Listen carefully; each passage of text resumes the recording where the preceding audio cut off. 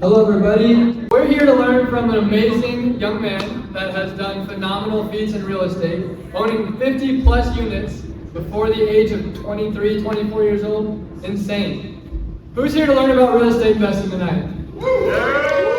First time here to learn from Dan Kohan. Awesome.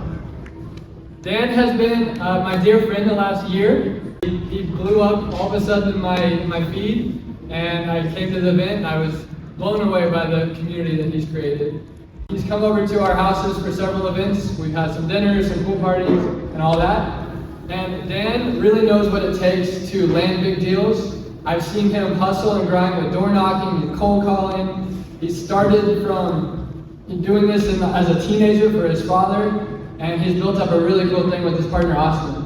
It's an honor and a treat that we get to learn for free from him tonight, how he took down a large multifamily deal in a market that's not even one that's even on our radar, all the way over in Sedalia. So with that, let's give a warm welcome and round of applause for Dan Kohan.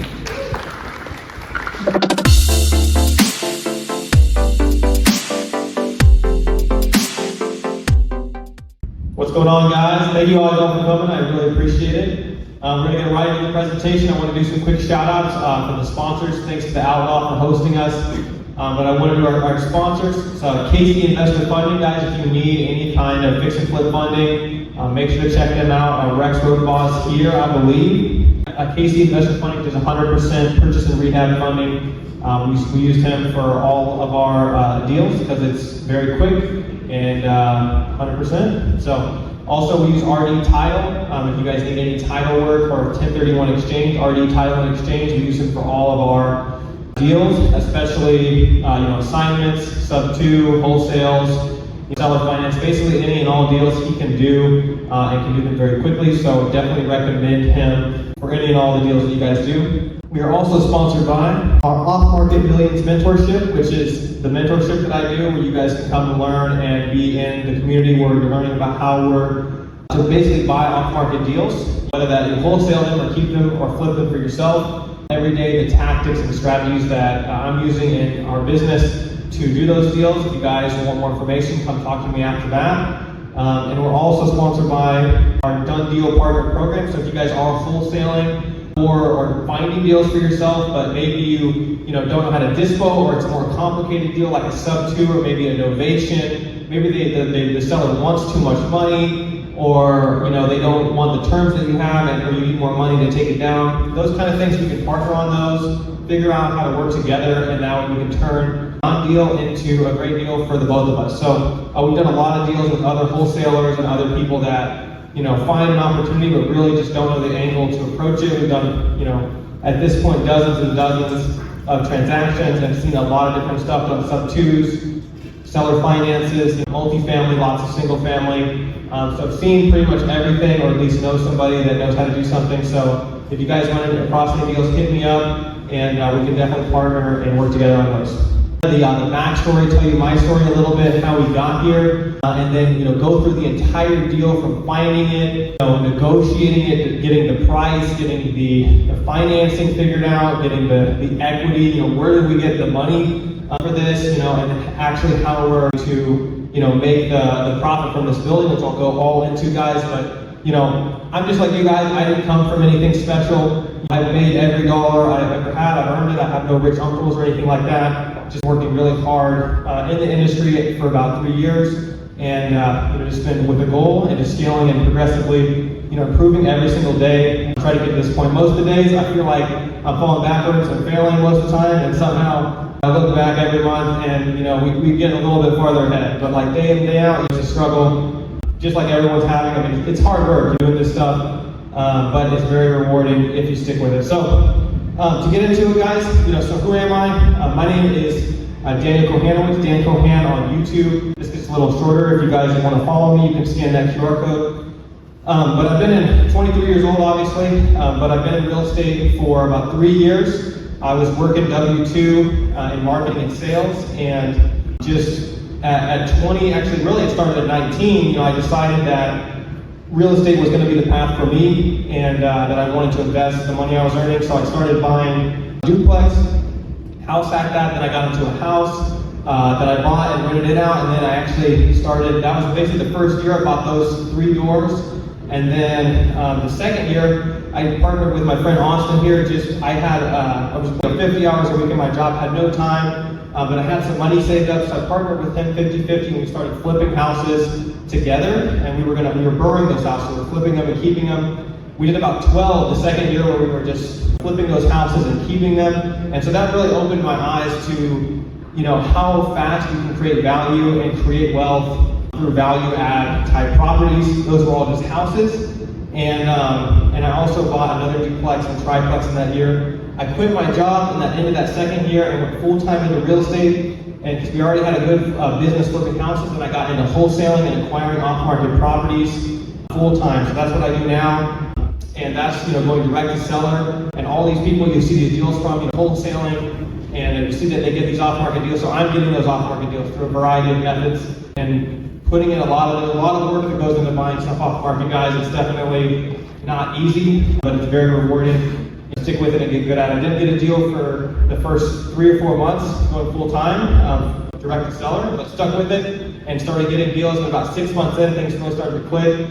And we've done a lot of wholesale deals as well as acquisitions the last 6 to 9 months, and here we are today. But basically, so how the journey started with the building. So you guys all came here. Who wants to learn how to buy a 34-unit building? Anybody? I hope somebody does. So anyway, so to buy that 34 units. So basically, what happened is, so I quit my job in September of last year, and this, guys, is the power of networking. I ran into a friend of my dad's, actually. So we happened to go to the same real estate event together, and he was actually used to be a rep for Cardone Capital. So if you know Grant Cardone, he has Cardone Capital where they raise money for funds. But I ran into this guy named Bowling, and he has a program called Multifamily Mastery, which I was basically one of the first guys in there, and that's kind of, he really, I knew about multifamily, and I had done a lot of research, but really didn't have the nitty gritty, the spark to really go after it. So he put me in there and really just studied that, guys. When I get into something, I really try to learn that skill. And again, I'm still focusing on the single families, but just want to know about the multifamilies until I run into that. So I was like, hey, this is really cool. I know how to do this now.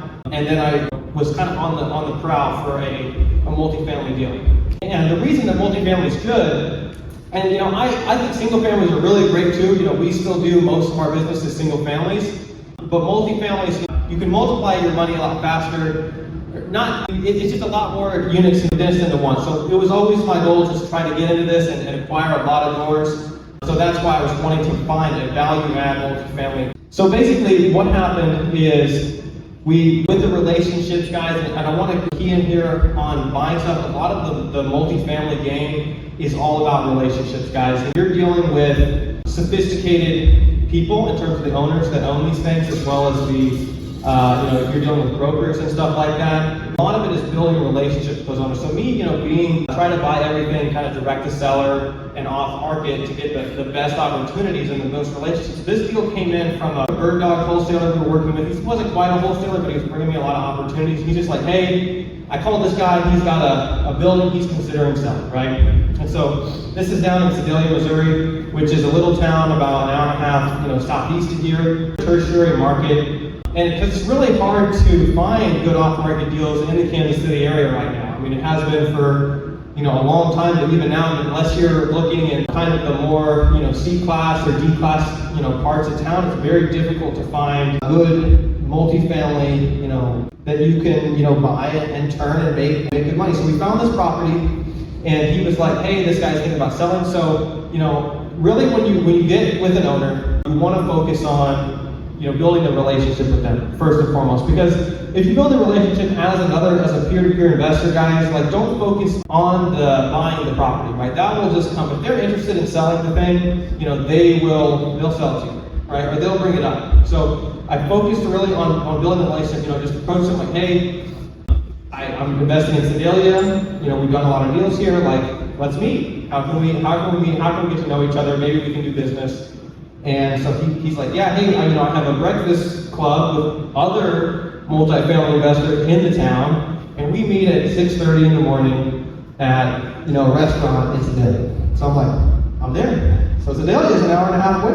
So I've got to wake up at like 4 in the morning to go to this breakfast club in Sedalia, and I do that. And I do that like 4 times. Okay, I don't even bring up buying the property, right? Just, getting to know him, telling him what I'm doing, trying to get into this and what I've done so far, and just learning, just really trying to understand him and just really building a relationship. I mean, that's really what you need to focus on. And, as counterintuitive as it sounds, and it's like, but it's like when you think about it, it's like, it changes the entire dynamic, right? Because like people want to work with people they like and know, and their friends most of all. So when you become friends, it's a natural progression. Hey, I want to sell this building.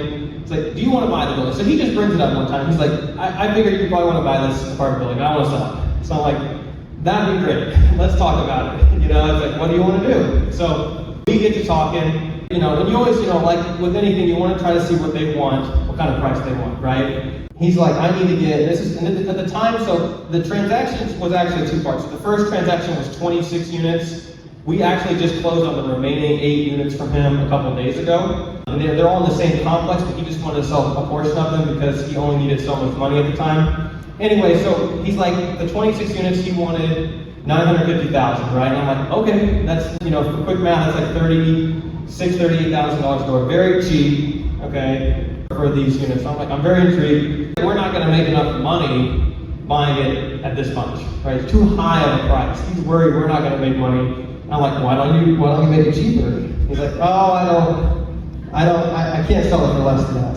I guess I'll buy it for $950 then. And so we had originally worked out, again, just talking with him and stuff, but this is happening over a period of like 2 or 3 months. I'm in this deal, like working with this guy and just trying to kind of hash the terms out. And that's the thing, with these transactions, these guys are like, they're usually well off, right? They're older, 50s, 60s, 70s, like they're not a desperate seller.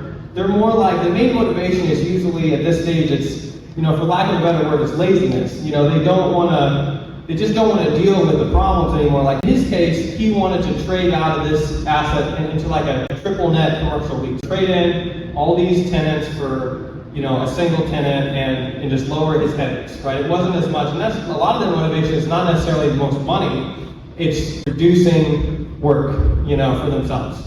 Because they've already made it, so it's more about for them just simplifying their life and passing the torch. It's really the main motivation. So keep that in mind. Some people, they want to maximize it, but a lot of these old landlords, when you have the relationship, when you explain what you want to do, when they see you as a friend, they want to help you, they want to make sure you're successful. It's a lot easier to make a deal happen when you're on good terms with them and when they want you to succeed as well. It's a totally different dynamic. So we were originally going to buy this creative finance, actually. He was going to actually lease option it to us for $30,000 down, and we were going to pay him basically like $7,000 a month to own this, because he's owned this thing for 20, 30 years and would have to pay taxes because he has no depreciation left. So he's going to, pay taxes on $1 million if he sold it outright, right? Which is a lot of money, $200,000, $300,000, depending on where he's at. So he doesn't want to pay the taxes, so he didn't even want to sell it outright to us. He would rather do a creative finance. So we're working on that, and then he found an opportunity where he could 1031, so he's like, we switched to cash. Okay. So we finally get to a deal, and we go through it, and we're like, yeah. So he's like, he doesn't want to get a contract unless we see it. So we go in, we go and look at it, and we go through about 4 of the units. He's very honest, very honest descriptions that he's given us. So we go through as many units, we go through all the units then, and we actually see them all, and we're like, yep, looks like you said, let's do it. So this place needs, mostly it's just management, right? So the big thing with this one is that, he's only renting these units out for on average like $550 a month, which the market rent in Sedalia there's 21, mostly 2 beds, a few 1 beds, but the market rent is probably around $800 a door, right? So he's only charging $550, and on top of that, he's paying $160 per unit per month in water, all right? Because there's this crazy private water company, so he's only making like $400 a month net rent, and which is really bad. And that's one of the reasons why he's selling it, is because he's not really getting it, but he doesn't want to put in the work to turn it over like what we're doing to actually raise those rents. And so we see this opportunity, and it's like, oh my gosh, we can raise the rent basically like we can double the rent essentially, because we can turn those utilities over to the tenants, and we can raise that rent to, we calculate about $775 on average per unit. So raising that, basically doubling that rent as a turn. So that's gonna double the value of the property as well and double the rent.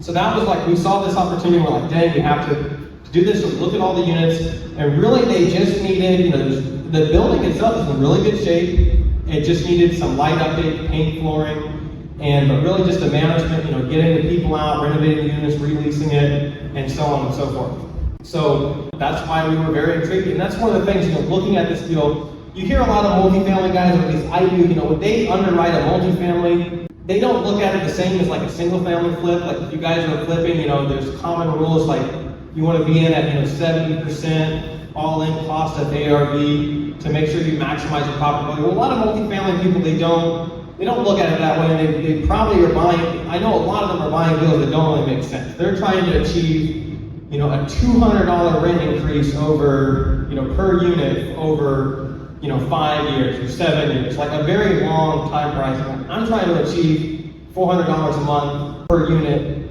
over like 12 to 18 months, right? Which is very, very fast. So like making, about $1 million in profit in just a few months. So like a flip basically, but like slightly longer, but there's a lot more, juice. So that was always the goal that we saw with this building, is that we could relatively easily flip it or burr it really and add a ton of equity and add a ton of cash flow with this opportunity. That's what attracted us to this, is that it's very few deals that you're gonna find that you have this much upside very shortly, right? And those deals you wanna look for. These are deals, a lot of them, like I said, they're tired landlords, they've been in the game for 20, 30, 40 years, and they're trying to get out. That's their main objective. But they just, that they have to have somebody that they can sell it to, right? We've got to get a hold of these people.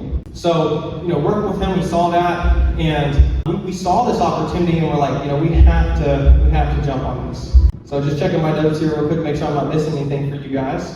That's how we looked at it, and then, would you guys be okay if I go into like the real numbers that we're looking at for this one? Say yeah. Yeah. All right, so this one, so we bought it, so I'm gonna go over the entire 34 units just to make it simpler.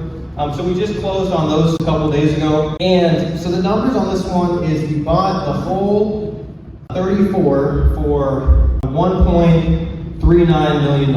Okay, so we paid a little bit more per unit for the second 8. We paid like 55 a unit instead of 36 or 38 because we bought on it. He's like, how he's worried about we're not gonna make any money. Well, when we started turning over all the utilities and improving the value, he's like, oh, you can make money. And so he raised the price on the second 8 units because he saw that we were gonna be all right? So we bought the whole thing for $1.39 million. We estimated it's probably gonna be about $200,000 in renovations over the entire period, right, about there. So we're all in for we spent about 40 grand so far, but we've only renovated about 10 units. So we've got somewhere to go, and there's going to be some other, bigger things and stuff. And that's raising basically the rents from 800 net to from 400 net to about 775 in, average rent, which is pretty conservative. I think the rents will be, hopefully 800 plus, maybe 850 across the board. So we're going to take this thing from about, 1.6 to on the low end, probably about 2.375 million. On the high end, $2.7 million when we exit the property. So that's looking at about a $785,000 to $1.1 million profit in equity when we're done with the term. And then, with the cash flow, with the debt we have in place and everything like that, once we get all those rent rates and everything, this is after operational expenses, which we're estimating about 40% of the top line in operations, and then the debt payments, this is the rent we have in place, a free cash flow of about $73,000 per year. So that's about $6,000 a month in free cash flow every single month, right? And so that's including your repairs, your insurance, taxes, operations, all that, management, all that stuff is factored in. So, making about, let's just say $750,000 to $1 million in profit and making, $6,000 a month in actual, take-home cash. So that's the objective here, and that's, are very realistic, and we've re-rented the units and achieved already $800 rents on the units, and so very doable. That we've already turned over those utilities, so it's really just a matter of doing that more times, right? So that's kind of the big picture, what we're looking to do. I'm going to go back to how do we do that. So we got the deal, and we've inspected it, so now we finally got it under contract, right? I don't know about you, but we get under contract 60 days to buy this $1,000 apartment complex. Well, I don't know about you, but I've never bought anything for that much money before this point. And so it's like, okay, now what do we do? Where do we get the money? Where do we get the debt? We had some ideas, but we got it under contract, very confident, because, and this is how you're supposed to do it, guys, you really, it's all about the deal, okay? It's a deal, it's a top priority, then you find the debt, and then you find the equity. Guys, if you have a good deal, the other pieces will come into place, okay? And that's what people, I think that a lot of folks, they get confused, because the deal is the hardest part, finding a good deal, a good one. All right, there's a lot of people that say they got a deal, and it's garbage, all right? I would say 90% of the deals that are coming across every day are junk, all right, for various reasons. But most of the deals that you see are not good deals. And that's why it's crucial that you guys, good relationships with wholesalers or brokers, or in my case, go direct to seller, because that's really the only way to ensure that you're actually going to get a really good deal, is if there's no middleman marking it up to the maximum possible amount that they can get from you, right? And so we knew we had a deal, so we locked it up with confidence that we had a good deal. We'd already done all this, the underwriting that I just gave you, we had already done, like, dang, like, this is great. We're going to be all into this thing for like 66% of ARV, right? Which is not usually how multifamily is underwritten, but it's really, two things. You're trying to do the turn, which is to raise the value, raise the equity, but you're also getting the cash flow as well. So we knew that somebody would see this project and we would be able to get it closed. So we had 60 days to get it closed. And so now, how did we now go and get the financing, get the debt? So we tried to do the seller financing, and he didn't want to do that ultimately. So now we had to find either, get conventional financing with the bank, or get, private or hard money to get it closed. And that was kind of, or bring in a partner potentially and raise the money that way. Right, so those are kind of our options that we thought of, but we have a limited time, so now you got to really hustle to get the deal closed. Because when I get under contract on a deal, like, it will close. I will figure out how to close the deal, right? So I knew I had a good deal. We've created, relationship with local banks. We've never had anything in Sedalia, so we talked to one of our private lenders, a couple of our lenders we knew about, and they just weren't really interested in Sedalia because it's too far away from Kansas City. So we're like, well, what do we do now? So we went to the town of Sedalia, got a pro forma together, and literally cold email, called, and then went and set appointments with every single local bank, small local bank in the town of Sedalia. All right, and I'm not kidding. Like, every single one, because I'm trying to make a relationship so somebody in this town will want to do this deal, because I can show them that there's a lot of potential here, there's a lot of juice, right? They want to lend on this deal. So I did that. I went and got a bunch of appointments, met with a bunch of bankers, and settled on one. We met with one, literally the best banker I've ever seen in my life. We go to the appointment, it's like 11 o'clock. We've sent him over the information, and we're talking to him, and he's like, well, can we go look at the property? And I'm like, when? He's like, right now. And so we go and literally get in the cars, go to the property a few minutes away, and he's like, I like it, let's do it. Like, I don't know about you guys, but most of the bankers I work with, they barely, get up from behind the desk, right? So pretty incredible, that he came out there, believed in us really fast, and was like, I like the deal, let's do this deal.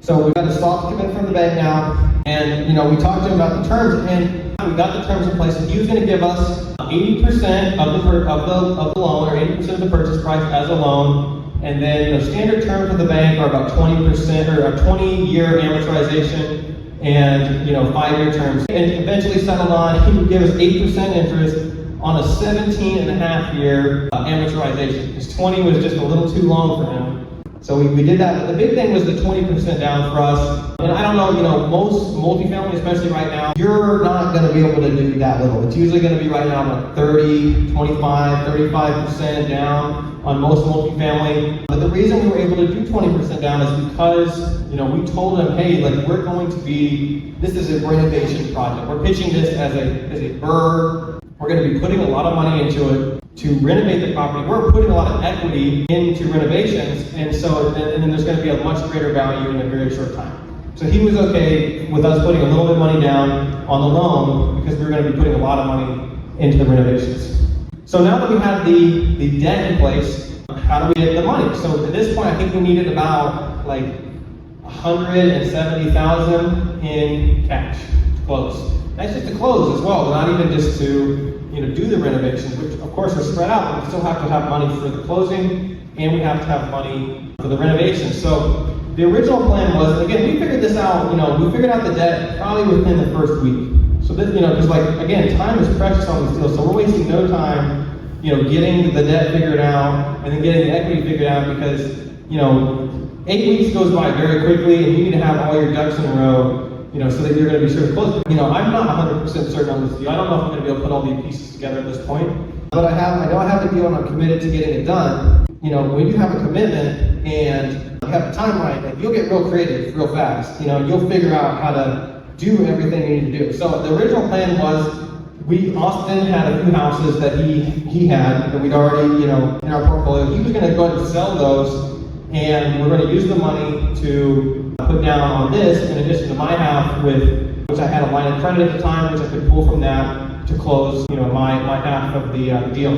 We get to doing that, so he puts his house on the market and sold a couple of them, but a couple of them didn't sell. So now we're at a crossroads. So we get to about, the original plan was basically just come up with the money ourselves, from line of credit and from selling other houses to raise the, $170,000 we needed to put down on the property. That's, it's a significant amount of money, and you can, go find it and stuff like that. But we decided we wanted to do it ourselves and try to take it down. So we hit about the 30-day mark until we have to close. So again, we've had 60 days. A couple houses are under contract or sold. We've raised from ourselves, probably more than half of the money, but we know that we're gonna fall short in the end, right? We don't have enough to close it. We may be able to squeeze enough to close it, but we'd be like, scraping the couch cushions, right, to find the money. But then we've got to turn the property. So that's really not a good option. We have other properties and stuff like that. You want to have good reserves and good, cash on hand for other stuff that happens.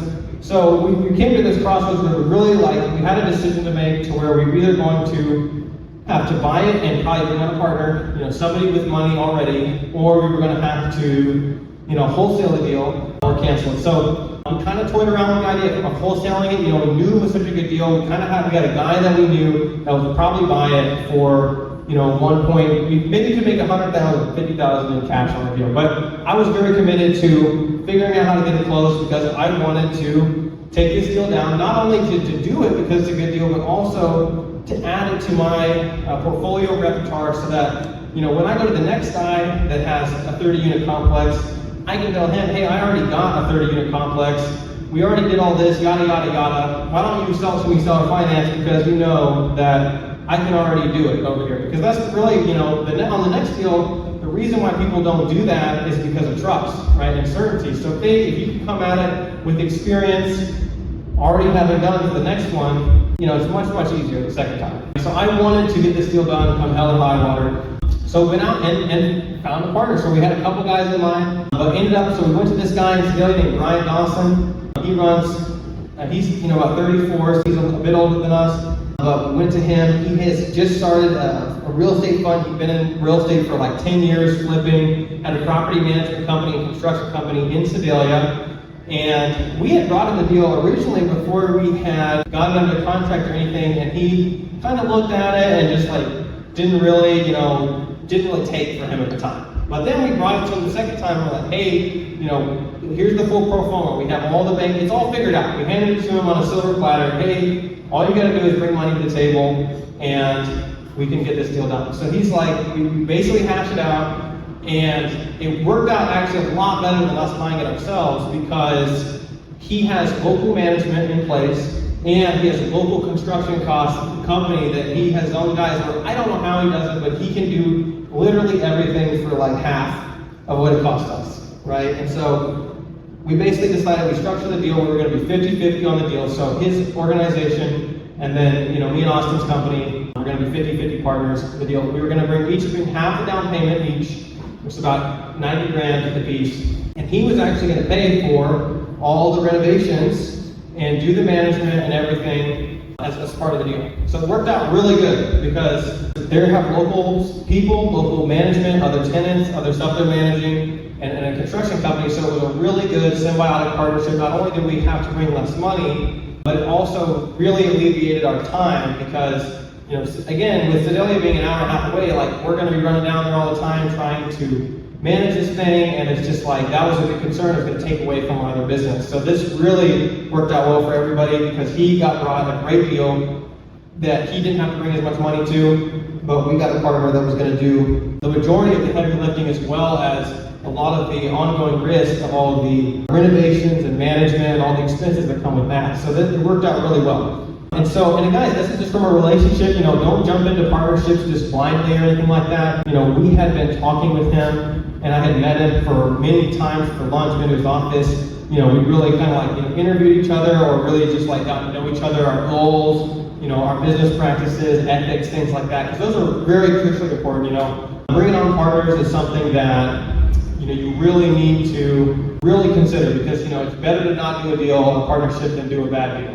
Because like for this project, like we're planning on being in it for, you know, up to 7 years, right? Being together, working on this thing. So that's a long time. You know, you really need to make sure that the guys you're working with are going to be good guys that are financially stable, have the same ethics as yourself, and that, you know, you're going to be able to be in this for the long run together. So we had done a lot of that due diligence beforehand, brought in the deal, and I think it was like we just hashed it out. It was like a, you know, Wednesday night at like 10 o'clock at night, and we just wrote up all the terms over the phone, you know, and then we figured out the whole deal, and we figured out the exit, you know, figured out what everything was going to look at every stage of the project, from purchase to exiting the deal in 7 years or so, and figured it all out. So we did that, got it done, and then, yeah, we brought him in, and, you know, pushed it. He was able to bring the money, and we got it closed. So, really cool. Yeah, put it up. Thank you. But yeah, so like, you know, what I took away from that, guys, is like, you know, it's really, you gotta have the commitment, you know, to do the deal, but also the relationships to get the deal done. You know, it wouldn't have happened had we not formed a relationship with the bank already. We had not formed a relationship with Brian earlier. We had that resource in Sedalia where he was gonna be the perfect partner for this deal. You know, building that relationship, like this deal took like about 6 months. You know, for me, meeting the seller on the phone from the referral to actually getting it closed, you know, this took about 6 months, right? Just constantly, you know, calling and keeping everything together and putting all the deals together and bringing it all, you know, like really staying in the field, guys. And like, you know, it's easy to expect things or want things to happen just instantly, but it's really about, you know, committing and figuring it out and sticking with it long enough to actually achieve the results. Because if I hadn't, you know, then I could have given up way before and it wouldn't have happened. But now, you know, we have the deal, we've taken down 34 units, and we're on our way. We're looking at more, you know, deals all the time. But now, having done it, you know, when I have that conversation, like I've had a conversation with multiple owners, I'm like, hey, you know, like I've already bought this, you know, I've bought it somewhere deal, right? Like it's no big thing for me, right? You know, it's just like there's a different level that you can come to the table when you're negotiating on a deal, when you've already done the deal before, you know, with someone else, right? And so, you know, I want you guys to learn from this and be able to, you know, learn from me and stuff like that, to be able to go do those deals for yourself. But really just, you know, if you know that you have a good deal, and figure out how to get it done, because like, especially in real estate, guys, it is extremely timely, right? Like opportunity just comes and goes very quickly. You know, I had a 28 unit apartment building in Topeka I was looking at, and again, gave the guy, we negotiated a great price, and then he gets an offer for much more, like, you know, the day he's supposed to sign the contract, right? And then, you know, now he's under contract with that guy, right? But if I had pushed on him a little harder, maybe he would have done my deal faster, right? And so, you know, really figuring that out and pressing on it and, you know, pushing and making sure that you see the thing through, right? And even if you don't get the deal, you roll into the next one, the experience, and do the next one, and it goes better. So let's see. So now that we closed, one of the things that we're doing, so the management, I kind of already went over that, is really once you buy it, the journey is just beginning in terms of the turn. A few lessons at all apart from this is that, we closed, and with that, the first thing was turning over those utility expenses to the tenants. Some of them moved out, so we had a lot of vacancies. First, there's 26 units. We get 10 vacancies within like a couple months, right? So making sure that we got those units turned over and re-rented out was critical because, that's like a third of the, over a third of the building that's vacant. So making sure that you stay on it and don't let, like a management company, because like Brian, our partner, he's got a management company, but even with that, you have to manage the managers and really like, hey, this is my building.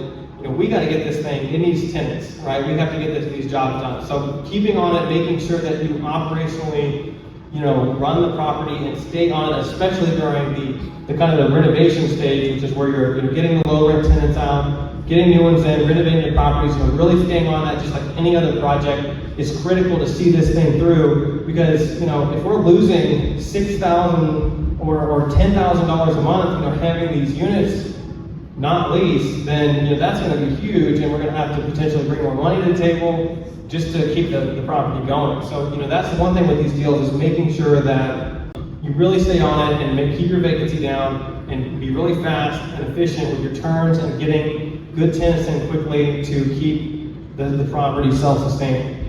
And that's what we're trying to do as we go, and hopefully we've owned it for 3 months and we've re-rented, I believe, 6 of the 10 units, and after winter we'll go ahead and give more notices and move more tenants as the warmer months come in, and ideally achieve those gains and those rents.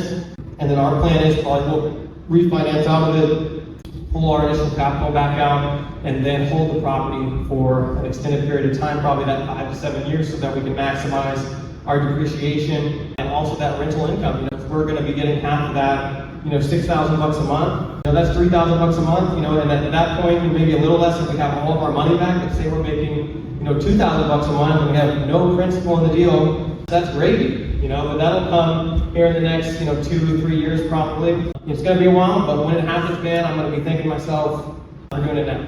So, I want to turn it over to you guys. Do you guys have any questions or anything like that? Did you guys enjoy the presentation so far? All right. Thank you, guys. Does anyone have any questions about how we did it or anything, guys? I want to. It could be very nuanced, What kind of renovation do you have? Yeah. So he asked, what kind of renovation are we having to do? So we bought it for, we're all in each unit for about probably on average, let's just say $40,000 a door. So like I said, Brian can do this stuff like super cheap. I think he's renovating the units for about $3,500 a unit. And with these, they're actually in pretty good shape to begin with. Like I said, most of the issues were just with really low rent tenants and some, kind of low quality tenants, just dirty folks. And so, the units really aren't in bad shape. Really just painting and flooring, carpet, and just kind of, vinyl floors. And that's one thing that I've also learned from him as well as some other projects is, guys, when you're renovating units, you don't want to overdo it. So what I mean by that is at this price point, like an $800 rental unit, it doesn't need granite countertops. It doesn't need, LVP floors, because the $800 tenant doesn't care. It doesn't matter. The standard in this town is, it doesn't matter, right? So when you go do that stuff, it's not going to add any more, or if it does, it'll add marginally more rent to the property. Really, you want to renovate it to the level that it needs to be to get the rent that you want to achieve. So in our case, we want to achieve $800 a month rents. It only needs, it needs cheap carpet and vinyl floors. Make it look nice, make it look clean. But because again, every single unit, you're going to have to multiply that cost times 34 doors, right? So it gets very expensive very fast if you're spending too much on the renovation, right? And so you want to maximize those costs to the perfect amount to get the rents you want to get. So that's what we're doing on those units. And also that can be done very quickly. So this one does, the only capital expense it needs is, it has a lot of the HVACs are really old. but they all still work, right? And so, you know, one thing that we've determined about the HVACs is that whether it's old or whether it's new, it doesn't add any more money to the rent. So we're keeping it as a rental for a long time. We may replace them, and we have replaced a couple of them now, but like we're only going to replace them when we need to, or maybe when we go to sell it, because there's no reason to spend the money. Like, and that's actually opened my eyes as to how long that these guys have had these HVACs going, and actually had one go on another house, and the technician come, this is like a brand new unit, it's like, it's 5 years old on this nice house. The tech came over and he's like, it's broken, you need to replace it. There's no way. This guy, Robert, that we bought it from, has kept these units going alive for 30 years. Like, you know, there's no way I need to replace this, you know, 5-year-old HVAC for this house. So I have another tech over there, he's like, oh, blue capacitor, $50. Man, it's up and working again. So it's just like everything can be, and, you know, not to sound like cheap or anything like that, but really, you know, it's a business decision. Like, you really have to maximize the investments that you make to maximize your air output, right? And you're only working with finite amounts of resources that you can throw into these things. So you need to be very smart about it. And really, you know, you want to have a nice property, but you also want to have the right property for the right price point. You know, like on a lot of our houses, we do like a nicer house that's renting for $2,000, maybe even a little bit less nice, like, you know, the $1,500 to $2,200 range. Like we're making them really nice. They're pretty nice, but that's because the tenant there is a lot more discerning in what they want. And you know, the renovations don't really add that much more cost because you're still paying for labor on a lot of those things. The actual parts are not much more, but it's going to get you a lot better tenant and probably a lot more rent, you know, than doing a very basic remodel like on these apartments. So, any more questions, guys? Come on now, I know you got some. Samson, you got some questions? Yeah, so I found Ryan Dawson the same way I found the apartment owner. This wholesaler bird dog was like, hey, you need to meet this other investor that I met, and I was like, okay. So I went over to his office, and again, just formed a relationship. I didn't know him from Adam, so I went in there and talked to him, and you know, just didn't really have like a project at the time, but you know, just wanted to meet and see what he was doing. So that way, when a project came along, we could link up and work together on that. So build that relationship, and you know, like I know, you know, I've actually introduced him to some other guys. He's been able to raise $500,000 from a connection that I did, right? So it's really like, you know, really getting these relationships, like this networking group that you're here at, you know, one of these relationships, and they don't happen, you know, all the time, but, you know, one relationship can turn into millions of dollars in profits for yourself. Tanner. What was your biggest regret from the deal? What would you do differently next time? Okay, what was my biggest regret in the deal? What would we do differently? So at this point, I don't know that I have any regrets on this deal. We've been in it for a relatively short period of time. I think we did it pretty right for what we had.